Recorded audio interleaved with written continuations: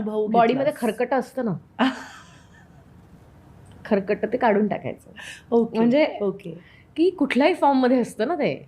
म्हणजे भले आपण शिळ्या पोळीचा चुरा करून दुसऱ्या दिवशी ती खातो, हो पण ती संपवतो ना पोळी काहीतरी बरोबर करून, बरोबर किंवा पोळीचे लाडू वळतो आणि ती खातो.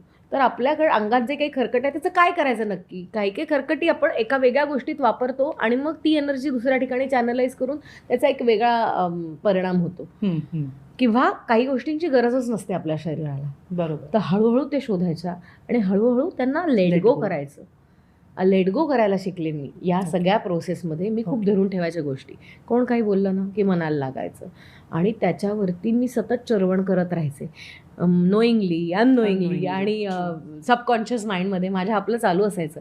आणि त्यांनी मी खरंच सांगते 2 वर्षापूर्वीपर्यंत मला हे ओके चलो होत आहे असं काही वाटत नव्हतं. असं वाटत होतं